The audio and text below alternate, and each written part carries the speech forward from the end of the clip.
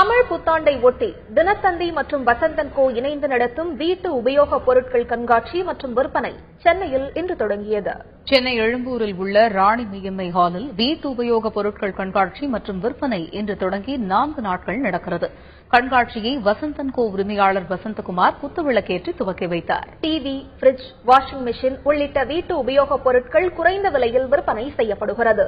குறிப்பிட்ட சில பொருட்களுக்கு சிறப்பு சலுகைகள் வழங்கப்படுகிறது. தினத்தந்தி அட்வர்டைஸ்மெண்ட் பார்த்துட்டு இங்கே வந்தப்போ பார்த்தீங்கன்னா வீட்டுக்கு தேவையான பொருட்கள் எல்லாமே இருக்குன்னு சொன்னாங்க.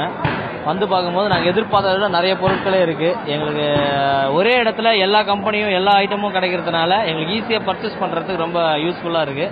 ஏசி அதெல்லாம் பார்த்துருக்குறோம், ஃப்ரிட்ஜு பார்த்துருக்குறோம், ஃபர்னிச்சர்ஸ்லாம் பார்த்துருக்கோம். எல்லாமே குவாலிட்டியாகவும் நல்ல தரமாகவும் குவாலிட்டியாக இருக்குது. ப்ரைஸும் பரவாயில்ல, பார்க்கறதுக்கு ஓரளவுக்கு நாங்கள் ஆன்லைனில் எப்படி பார்த்துட்டு வந்தோமோ அது போல் கரெக்டாக இருக்குது. டிஸ்கவுண்ட் பண்ணியும் தராங்க எங்களுக்கு.